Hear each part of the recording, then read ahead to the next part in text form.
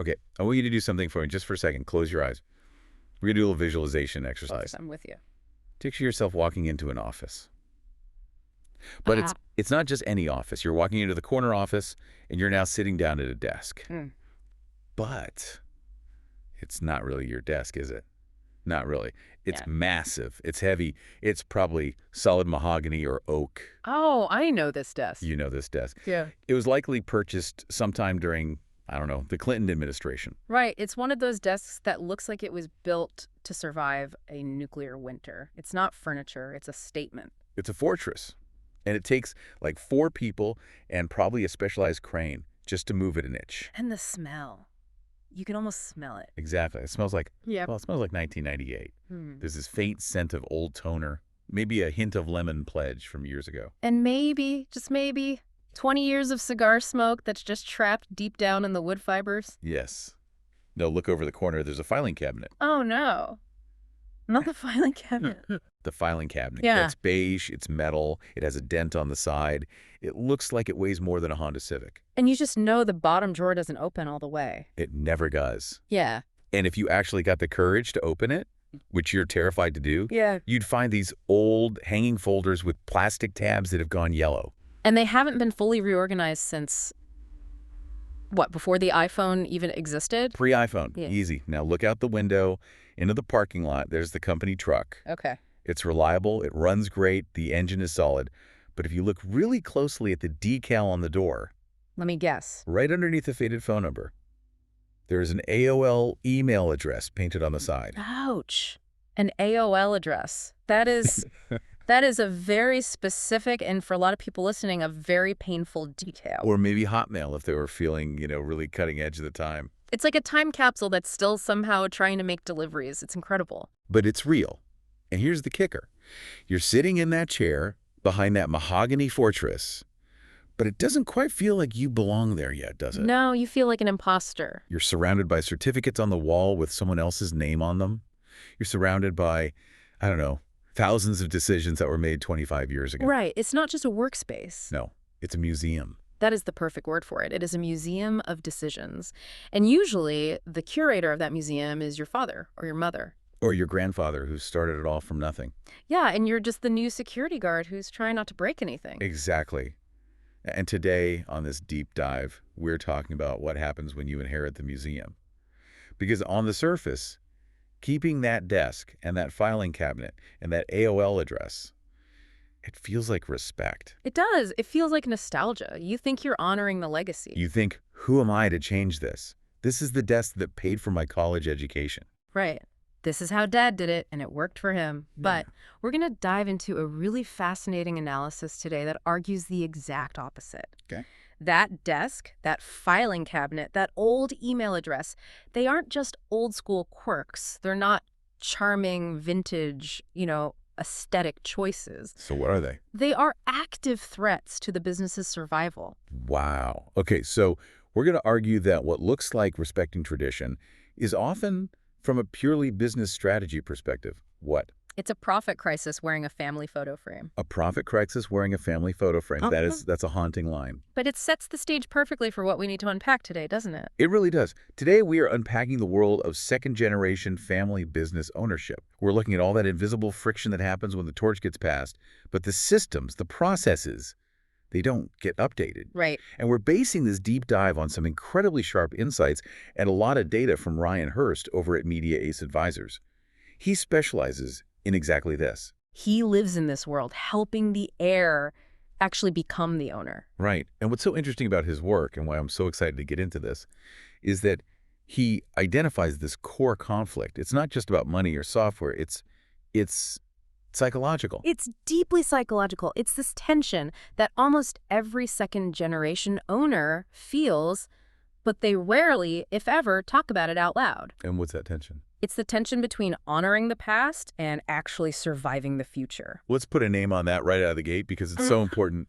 We're calling it the founder's paradox. The founder's paradox, yes. This is the lens through which we have to view everything we're going to talk about today. If you don't get this paradox, nothing else we say about profit margins or efficiency is going to matter. So unpack this for us. What exactly is the paradox? Because, on the surface, we think of founders and their successors as being on the same team. You'd think so, right? But, okay, think about the emotional state of a second-generation owner. You come in, you finally take over the helm. You've likely worked in the business since you were a kid, right? Sweeping floors in the summer, filing papers, maybe driving that truck with the AOL address on it. You've done every job in the place. Yeah, now you're the boss. And you look around with fresh eyes. Maybe you went to business school, or maybe you just, live in the modern world. And you see things that are just broken. You see all the cracks in the foundation. They're screaming at you. Exactly. You see the manual invoicing that takes 3 days when it should take 3 minutes. You see the employee who hasn't really worked in a decade but is considered part of the family. Oh, that's a big one. A huge one.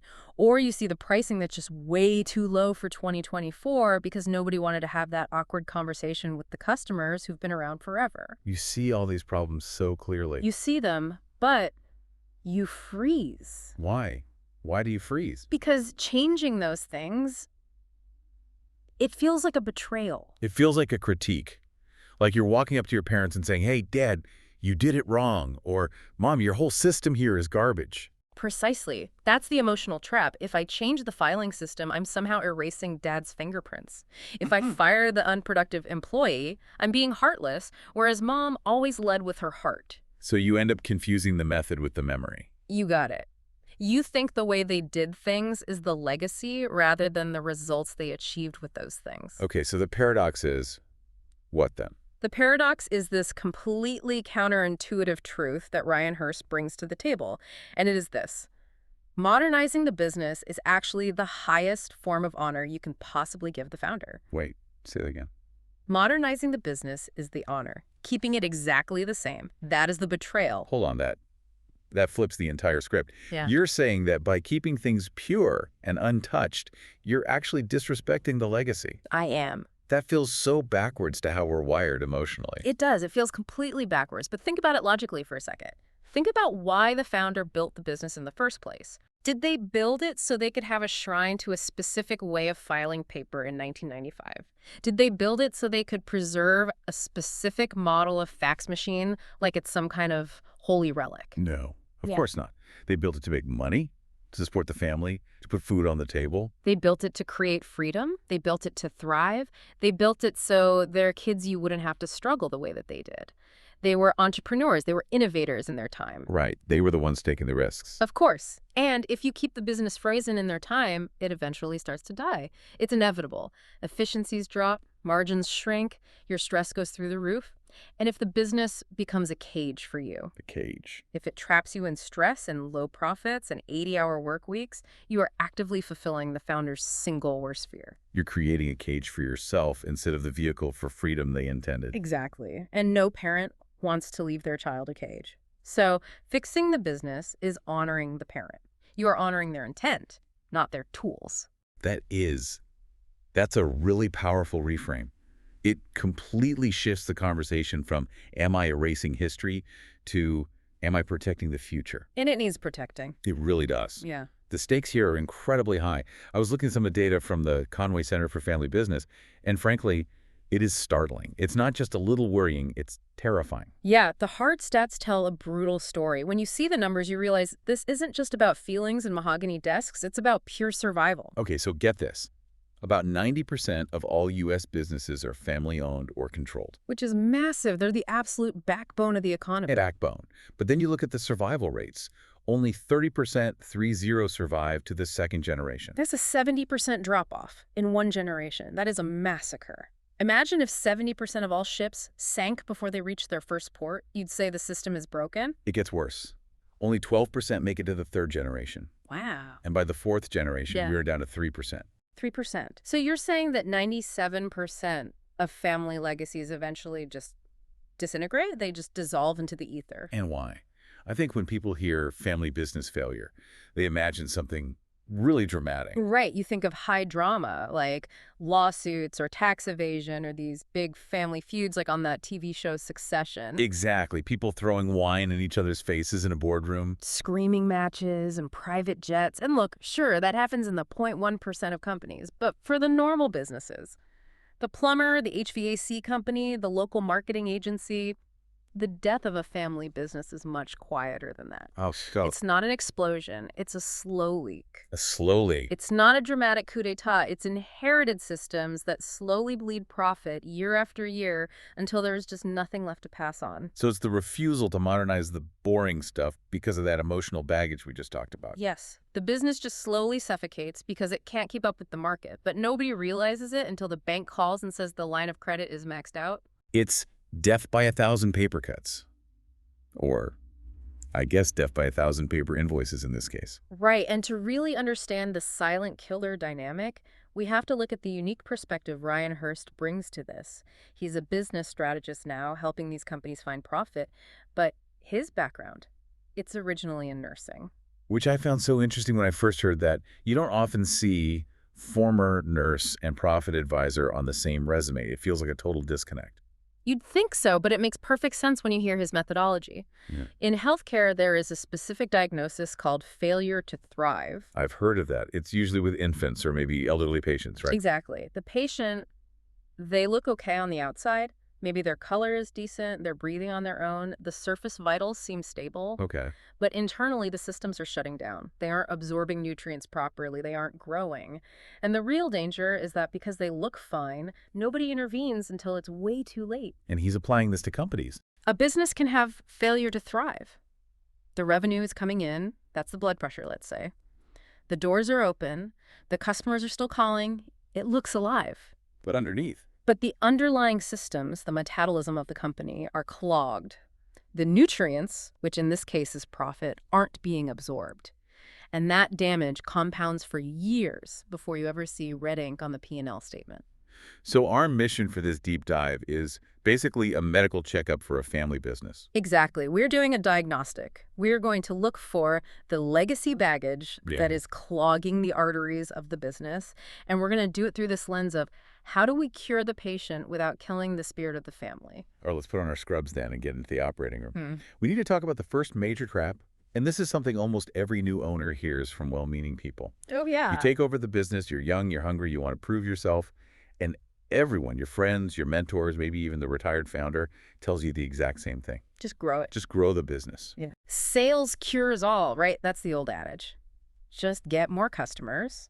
If you have cash flow problems, just outrun them with more and more revenue. We just need more leads. If we can just land that big contract, everything will be fine.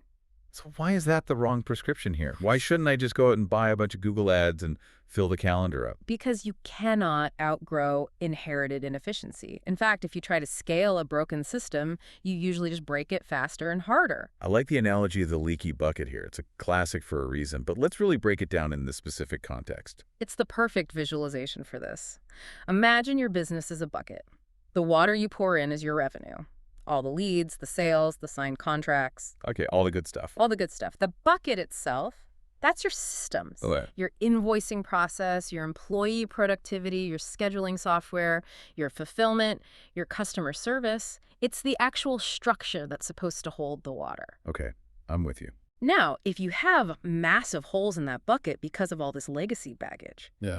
because your invoicing takes way too long, or your team is inefficient, or you constantly drop the ball on fulfillment, and you decide to turn on the fire hose of new sales, what happens? You just get wet feet. The water rushes out just as fast, or maybe even faster, than you can pour it in. And you completely exhaust yourself carrying all that water. That's the real tragedy of the just grow mindset in a second-generation business. Okay. You end up working twice as hard just to stay in the exact same place. Ryan Herrst's whole point is that more revenue flowing through a broken system just means more waste at a much larger scale. Can we make that more concrete? Give me a real-world example of what scaling that chaos looks like. Sure. Let's say you run a service company and you have a manual scheduling process where the office manager, let's call her Barb, writes all the appointments on a big whiteboard. I've seen that whiteboard in 100 businesses. We all have. And it works fine for maybe 10 jobs a week.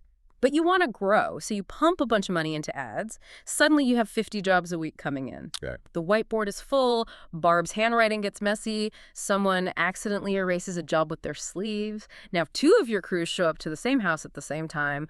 Another customer gets forgotten entirely and is furious. And now you're not just inefficient, you're actively losing money and customers. Exactly. You're issuing refunds, you have angry customers leaving bad reviews online, your employees are stressed out and fighting with each other. You grew the revenue, sure, but you also grew the problems exponentially. And you probably destroyed your hard-won reputation in the process. You porched it. Think of it this way. If you are losing 10 cents on every dollar that comes in because of inefficiency, bad purchasing, slow labor, wasted materials, and you double your revenue from 1 million to 2 million, You haven't fixed the problem. no, you've just doubled your waste. You are now working twice as hard to lose twice as much money. That is a terrifying thought. So the lesson is, before we even think about turning on the fire hose of new leads, we have to plug the holes in the bucket. We have to fix the bucket first. Okay, let's identify the first major hole. And this one is sensitive. This is the human hole in the bucket. Ah, yes. We're calling this the untouchable employee. Every single family business has at least one. And if you're listening to this right now, a face just popped into your head. You know exactly who we're talking about. You know the name, you know the face. Maybe it's Auntie Susan in accounting. Maybe it's a guy named Old Jim in the warehouse. He's been there for 20, 25, maybe 30 years. He knows where all the bodies are buried. He might have even watched the current owner grow up. That's the real emotional hook, isn't it? How do you manage someone who remembers you in diapers? Yeah. It completely flips the power dynamic. Totally. You're technically the boss if you look at the org chart, but emotionally, in the hallway. You're still the kid who used to come in and spin around in the office chair. And the problem isn't that they are bad people. I want to be really clear about that. We are not talking about theft or malice. Not at all. Auntie Susan is probably the nicest person in the entire world. She brings in cookies, she remembers your birthday, she asks about your kids. Right, but the problem is often that they're operating at, what, 1995 speeds? Or they're just insisting on using 1995 methods. They're operating at maybe 60% capacity compared to a modern hire using modern tools. Give me an example. Auntie Susan might completely refuse to use the new CRM software because, quote, she has her system, which involves 3 different color highlighters and a giant ledger book. And Old Jim in the warehouse refuses to use the digital scanner for inventory because he prefers his old clipboard and a pencil behind his ear. But because of their tenure, because of that deep-seated loyalty, they are seen as untouchable. You can't fire them. You can't even correct them without it becoming a huge family issue. Exactly. The founder, your dad, will say, oh, you can't touch Susan. She was here when we couldn't make payroll back in 2001. She stayed late every night for a month, and she's loyal. And that loyalty is beautiful. It's a wonderful human quality. I don't want to discount that for a second. But if we look at it cold, just through the lens of profit and loss, what is the real cost of that loyalty? It feels cold to even ask that, but you have to. You have to. You have to move from the emotion to the logic for a moment. Ryan Herrst suggests using a framework here called the loyalty matrix. It's a simple grid to help you see clearly, to separate the person from their performance. Okay, walk us through the grid. What are the axes? On one axis, let's say the vertical one, you have Right. loyalty. How committed are they to the company? Do they bleed the company colors? Would they take a bullet for the business? Okay. And the other axis? On the horizontal axis, you have productivity. How much value are they actually creating? How fast are they? How accurate are they? How much work do they get done in a day? Right, so you end up with 4 quadrants. Let's start with the easy one. Top right quadrant. High loyalty, high productivity. That's the dream. That's your core team. That's your A team. You keep them, you reward them, you promote them, you do everything in your power to keep them happy. They're the engine of the company. Makes sense. Okay, what about the bottom left? Low loyalty, low productivity. That's an easy decision, too. You show them the door, they don't care about the company, and they aren't working hard. Goodbye. There's no guilt there. You sleep like a baby after firing that person. All right, then you have low loyalty, but high productivity. That's the mercenary. They're really good at their job, but they might leave tomorrow for a 50-cent raise down the street. They have no attachment. So you try to retain them with money or perks, but you watch them. You don't build the future of the company on them because they aren't bought in. Exactly. They're a flight risk. But then we get to the danger zone, the top left quadrant. High loyalty, low productivity. This is the Auntie Susan quadrant. High loyalty, low productivity.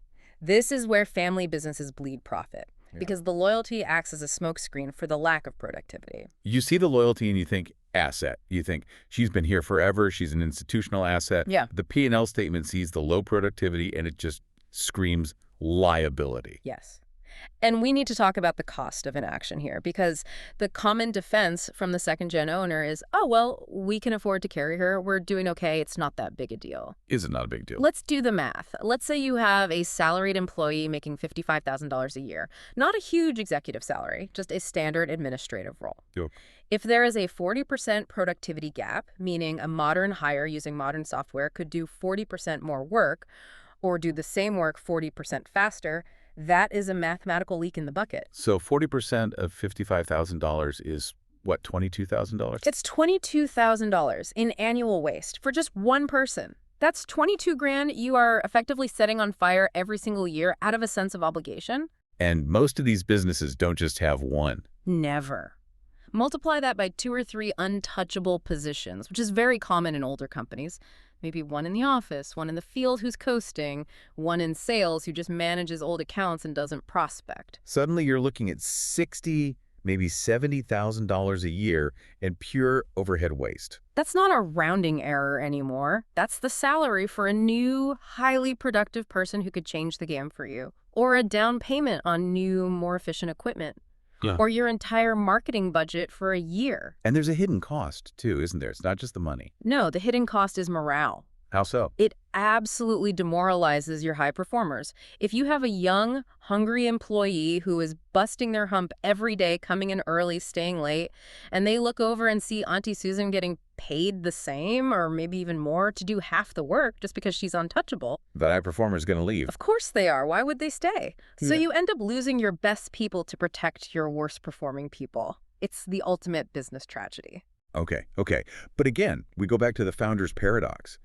We don't want to just fire them. We aren't heartless monsters. Yeah. So what is the humane solution? How do we modernize this without losing our soul in the process? This is where this great concept of institutionalizing wisdom comes in. The goal isn't necessarily to ruthlessly fire the person tomorrow. That's not the first step. So what is The goal is to stop being dependent on their tribal knowledge. tribal knowledge? Define that for us. Tribal knowledge is all the stuff that's only in their head. Oh, to get that machine to work, you have to jiggle the handle just right. Or we only order from Bob on Tuesdays because Bob is always grumpy on Wednesdays. I know the password to that old system. Don't worry about it. It's all the unwritten rules. Exactly. It's information that isn't written down anywhere. So if that employee gets hit by a bus or wins the lottery or just eventually retires, the business grinds to a halt. That's a massive, massive risk. A huge liability. So the strategy is to transition their role. You sit them down and you say, Susan, you know more about this place than anyone. You are the company historian. We need to capture all of that. So you turn their tribal knowledge into institutional knowledge. You turn it into standard operating procedures, SOKs. Yeah. You make it official. That's brilliant because it's a form of flattery, which is also true. They do have all that knowledge, but it also prepares the business for their inevitable exit. Precisely. You shift their key performance indicator, their KPI, from doing the work to teaching the work. You say, your most important job right now is to write the manual for the next person. You make them the dean of the university of your company. Perfect. And here is the honor angle we talked about. You aren't replacing them. You are ensuring their contribution lasts longer than their tenure. Right. You're preserving their legacy within the company. Yes. If they retire and take all that knowledge with them, they leave a hole. That's bad for the legacy. If they document it all, they leave a manual. They leave a system. That is truly honoring them. I love that. It completely reframes it. It turns a potential conflict into a collaborative project. Help us write the book on how this place runs. And once it's all documented, you can bring in a junior person to handle the day-to-day execution at a lower cost or a higher speed, and maybe the untouchable moves to a part-time advisory role or eventually retires with dignity and a party. But you've plugged the leak. Okay, so we've addressed the human leak. Now we have to talk about the systems leak. And this one hits close to home for anyone who's ever had to dig through that mahogany desk. Yes, it does. We're calling this the $12,000 a month filing system. It's the 1997 mindset made physical, and it is arguably the most common issue we see in these companies. Paint the picture for us again. Beyond just the desk, what are we looking at in terms of process? Because I feel like every owner thinks their specific quirky system is fine. Right. It works for us. What we're looking at is paper invoicing when digital invoicing exists and is often free. We are looking at manual scheduling on that whiteboard that gets erased by accident. We're looking at pricing sheets from 2012 that are taped to the wall, all yellow and curled at the edges. We are looking at a CRM that is actually just a Rolodex, or, my personal favorite, a stack of business cards with a thick rubber band around them. The rubber band is the most critical piece of software in the entire company. If the rubber band snaps, the whole database crashes. It's true. And the problem is, these things seem harmless. The owner says, oh, it's just how we do the invoices. It works. Why should I change it? Why pay for software when paper is cheap? But this is what Ryan Herrst calls scope creep as a silent killer. It only takes a few minutes. That's the common defense, right? I just type it up. It only takes me 2 minutes. Yes. It only takes me 15 minutes to type up an invoice from the handwritten notes the tech brings back. Okay. 15 minutes. But you do that 12 times a week. So that's 3 hours a week. 3 hours a week, which is 156 hours a year. That's almost a full month of workdays just on one task. Exactly. Now, we have to apply what's called a burden rate to that time. Listeners really need to understand this concept. Your time isn't free. If you are the owner or a key manager, your time is worth conservatively, let's say $50 an hour. And it's probably more like $100 or $200 in terms of opportunity cost, what you could be doing instead, like selling or managing or strategizing. Right. But let's just stick to a lowball $50 just to be conservative. 156 hours a year times $50. That's $7,800. $7,800 annually.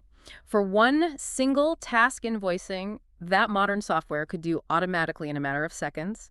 Modern software sends the invoice as soon as the job is marked complete in the field. It takes 0 time. So that $7,800 is just waste. It's literally paying someone to do what a robot could do for free. It is pure, unadulterated waste. Now, extrapolate that. You've got the manual invoicing, the manual scheduling, the manual payroll calculations, the manual inventory checks. Across 4 or 5 of those broken systems. This is easily $25,000 to $40,000 a year in wasted time and money. That is the $12,000 filing system. It's not the cost of the metal cabinet. It's the cost of the time that is buried deep inside it. And it's not just the money, is it? It's the speed. Or the lack of it. That's the other killer. We live in an Amazon Prime world now. Customer expectations are instantaneous. If you are digging through paper files, you are slow. Right. If a customer calls and asks for a quote and you say, okay, I'll get back to you on Tuesday when I'm back in the office and can find your file, but your competitor sends a professional digital quote in 30 seconds from their iPhone. You lose. You lose the job. You lose the job. Yeah. So the cost isn't just the $7,800 in time you spent. It's the thousands in revenue you missed out on. That's the real opportunity cost. The filing cabinet is literally repelling money from your business. So why? Why do these systems survive? Why do we cling to the paper and the whiteboards? Is it just laziness? No, it's very rarely laziness. These owners work incredibly hard. It's the emotional block we keep coming back to. Changing the filing system feels like you're erasing the founder's way of doing things. It feels like saying, Dad, your system was bad. Or sometimes it feels like losing control. If it's all on the computer, I can't touch it and feel it. But we have to go back to the paradox. You always have to go back to the paradox. Your dad didn't build the company to be held hostage by a filing cabinet. He built it to thrive. If he had access to automated invoicing and scheduling on a smartphone in 1995, do you think he would have used it? Absolutely. In a heartbeat. He was an entrepreneur. He wanted to be efficient. He probably bought the first fax machine on the block and thought it was absolute magic. Exactly. He used the best tools that were available at the time. So using the best tools available now is how you continue his spirit of innovation. It's not erasing his method. If you're using 30-year-old tools, you aren't honoring him. You're kind of insulting his drive for progress. I think that's the key takeaway there.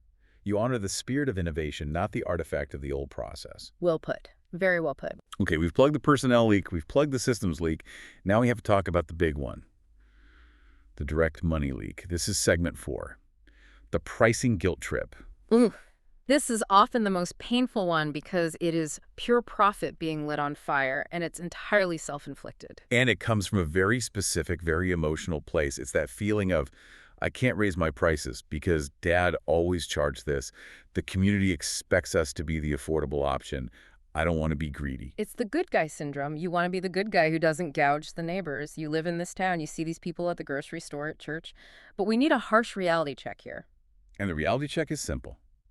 Inflation. The economic reality is just undeniable. If you look at the numbers since just 2020, cumulative inflation is roughly 25%. A quarter. The value of a dollar has dropped by a quarter in just a few years. So if you are charging the same price for your service today that you charged back in 2019, You have effectively given your entire business a massive pay cut. You are absorbing that 25% cost increase across the board. Your gas costs more, your materials cost more, your insurance costs more, your labor demands higher wages. and if your top line price is flat, your bottom line margin is shrinking every single day. You're not running a business anymore. You're subsidizing your customers' lifestyles with your own profit. Let's use a concrete example again. Let's say we have a service business doing $750,000 a year in revenue. Okay. A solid, very typical family service business could be an HVAC company, a plumber, a landscaper. If they haven't raised prices in 3 or 4 years, they're almost certainly under market value. So if they did a simple, conservative 10% price increase, which probably still leaves them cheaper than the big corporate competitors, what does that look like? Okay, so 10% of $750,000 is $75,000. 75 grand. Now, here is the absolute magic of pricing. That $75,000 drops straight to the bottom line. It is almost all pure profit. Because your costs didn't go up to get it right. You didn't have to buy more materials or hire more people to get that extra 10%. It's just value capture. Exactly. It's pure margin. That $75,000 is a luxury car. It's a down payment on a house. It's a college fund for a kid. It's a massive contribution to your retirement. And you are leaving that on the table every single year because you feel guilty about raising prices by a few bucks. And when you put it that way, it's not about greed. It's about survival. It's about sustainability. Right. Ryan Herrst makes this point very powerfully. The founder charged what was fair for their era. Charging what is fair for this era is how you continue their legacy. It's not a betrayal. If you run the business into the ground because you were too nice to raise prices, you kill the legacy anyway. You can't serve the community if you're bankrupt. The most generous thing you can do for your customers is to stay in business. There's a tool mentioned in the analysis called the 5-minute pricing audit. It sounds like a simple way to just see this reality in black and white. It is. It's incredibly simple and incredibly sobering. You just list your top 5 services, you write down the current price, then you write down the date when that price was last changed, And then you compare. and you compare it to the cumulative inflation rate since that date. It's a painful exercise. Most owners look at it and just go, oh my God, I'm effectively 20% cheaper than I was 5 years ago in real dollars. It's an eye-opener. I bet it is. Okay, so we get it. Logically, we know we need to fix the employees, fix the systems, and fix the prices. We're all nodding our heads listening to this. But practically, we have to go have a conversation with the founder. And maybe the founder is still sitting in the office next door pretending to be retired. Or maybe they are retired, but they still come in every Friday to check the mail and critique the way you make the coffee. This is where the rubber meets the road. Knowing the math is the easy part. Managing the ego and the emotion and the family history. That is the hard part. It is. There's a stat from PwC that I think is really telling. It says 72% of family business owners want the business to stay in the family, but only 34% have a documented succession plan. Wow. That gap. That huge gap between 72% and 34%. That's the fear of conflict, isn't it? It's pure avoidance. We don't want to rock the boat. We don't want to upset Dad. We don't want to have the fight at Thanksgiving, so we just suffer in silence and let the profit continue to leak out of the bucket. But you have to have these conversations. And the analysis provides some specific scripts-like actual words you can use to break the ice without starting a family war. Which is so helpful because people just don't know what to say. Let's role-play these a bit. Yeah. Because I think the tone and the exact wording really matter here. I'll be the stubborn founder. I'm sitting at my mahogany desk, arms crossed, skeptical of everything. You be the second-generation owner trying to make a change. Okay, I'm ready. Let's try the first approach. This one is called the Legacy Protector. The whole goal here is to focus on longevity, not on problems. In character as founder, gruffly. I don't know, kid. We've used these triplicate carbon copy forms since 1985. They work just fine. Why do you want to go and complicate things with all these computers? If it ain't broke, don't fix it. In character as Gen 2, calm and respectful. I know they work bad. You built a great system that got us here. And I want to make sure what you built lasts for another 30 years. I want this company to be here for your grandkids one day. Can we just look at this one thing together? Because I really think this change will help us secure that future. Breaking character. Oh, that is good. Lasts another 30 years. You're completely pivoting the conversation from your system is old and broken to I want to make your legacy immortal. Exactly. It makes the change about preserving the business, not about criticizing it. You aren't attacking the past. You are passionately defending the future. You're putting yourself on his side of the table. Okay, let's try the second one. This is the customer first redirect. This one is clever because it uses the founder's own core values against them, but in a good way. Okay, set me up. In character. I just don't like this new automated scheduling thing. People like hearing a friendly voice on the phone. You're losing the personal touch. We've always been the company that answered the phone. In character. You're right. And you always taught me that the customer comes first, right? That was rule number 1 from day 1.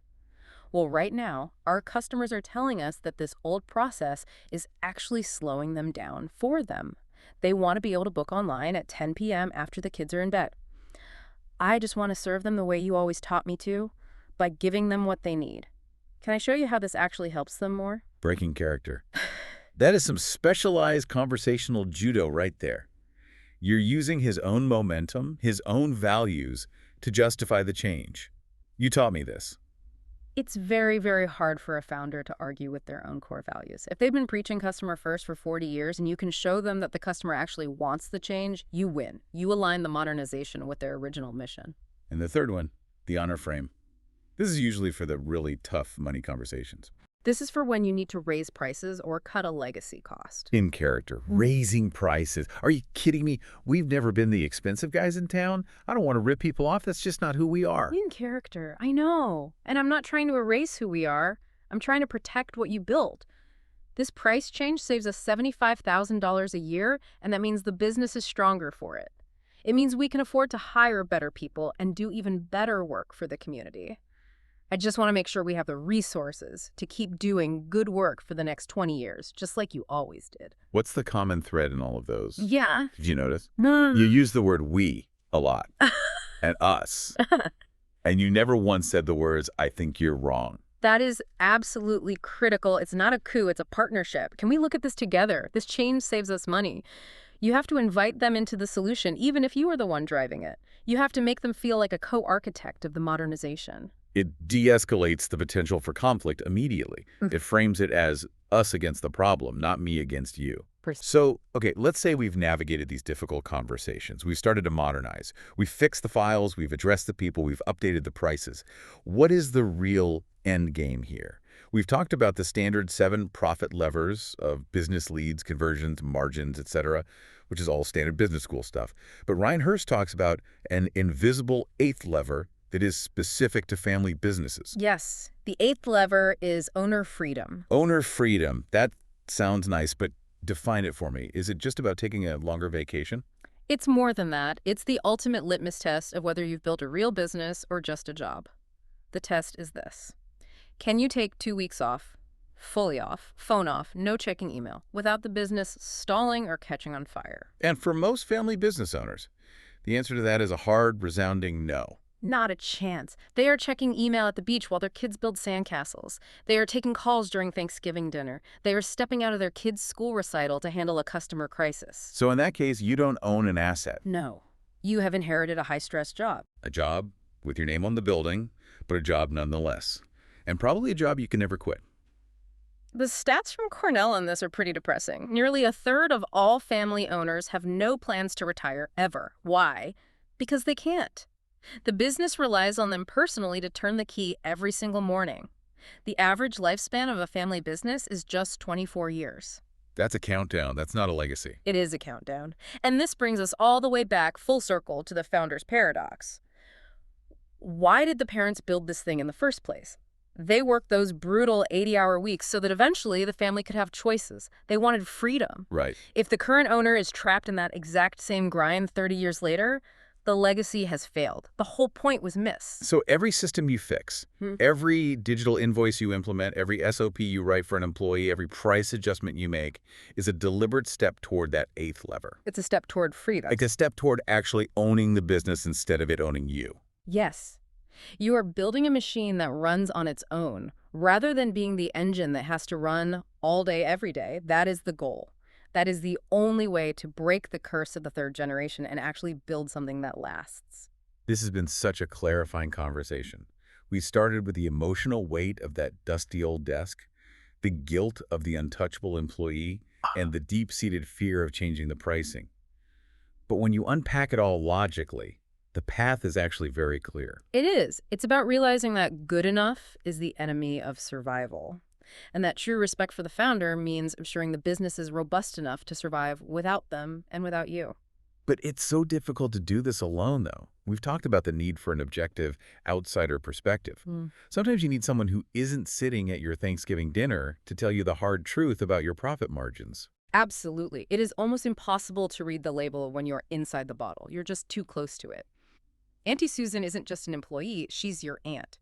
The filing cabinet isn't just a piece of furniture, it's Dad's old filing cabinet.